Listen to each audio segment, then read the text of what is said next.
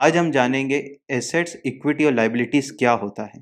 Assets हम उन चीज़ों को बोल सकते हैं जो आपके बिज़नेस को रन करने के लिए, बिज़नेस को ऑपरेट करने के लिए या बिज़नेस से मुनाफ़ा कमाने के लिए हेल्पफुल है, हम उसको एसेट्स बोल सकते हैं।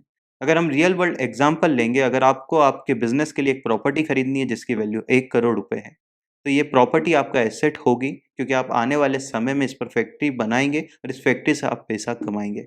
और इस प्रॉपर्टी को खरीदने के लिए अभी आपके पास सिर्फ 20 लाख रुपए, जो आपके पास खुद का पैसा है, आपके इन्वेस्टर का पैसा है या आपने जो अभी तक बिज़नेस से कमाया है वो पैसा हो सकता है। ये 20 लाख रुपए आपका इक्विटी हुआ क्योंकि ये आपका खुद का पैसा है। बाकी के बचे हुए 80 लाख रुपए का आपको अरेंजमेंट करना है। आप किसी बैंक से लोन लेंगे, किसी फाइनेंशियल इंस्टीट्यूट से लोन लेंगे या आप किसी अपने रिलेटिव से लोन लेंगे। ये लोन आपको 2 साल, 5 साल, 10 साल में लौटाना पड़ेगा। तो ये जो पैसा जो आपका समय के साथ लौटाना पड़ेगा, वो पैसे को हम लायबिलिटीज़ बोलेंगे और इस 80 लाख की लायबिलिटीज़ और 20 लाख की इक्विटी को मिलाने के बाद जो 1 करोड़ का सम हुआ है, उससे आपने जो एक प्रॉपर्टी खरीदी है, हम उसे एसेट बोलेंगे। इस एसेट से बिज़नेस में आप अच्छा पैसा कमाएँगे, इसलिए इसे हम एसेट कहते हैं। अगर हम एसेट्स के और भी एग्ज़ाम्पल देखेंगे, तो आपकी फैक्ट्री एक एसेट हुई, आपका वेयरहाउस एक एसेट हुआ, आपका एक गोडाउन एक एसेट हुआ। आपकी मशीनरीज़ एक एसेट हुई क्योंकि आप इससे भी पैसा कमाने में आपको इससे भी मदद मिलती है।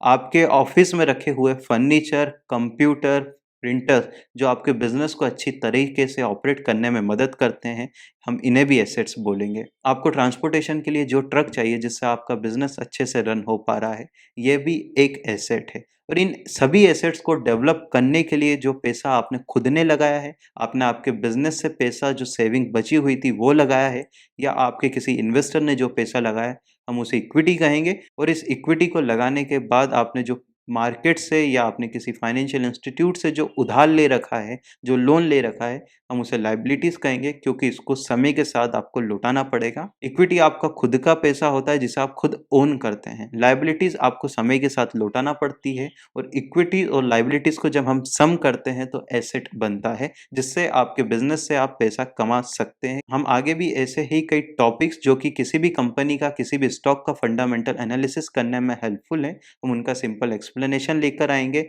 जैसे आने वाले टॉपिक्स हो सकते हैं, पीएटी क्या होता है, पीबीटी क्या होता है, आरओसीई क्या होता है। आप ऐसे ही कई टॉपिक हमें कमेंट सेक्शन में सजेस्ट कर सकते हैं। हम आने वाले समय में उन टॉपिक्स पर ज़रूर वीडियो लेकर आएँगे। अगर ये वीडियो आपको अच्छा लगा है तो आप वीडियो को लाइक कर सकते हैं और अगर आपने अभी तक चैनल को सब्सक्राइब नहीं करा है तो आप चैनल को जाकर सब्सक्राइब कर सकते हैं।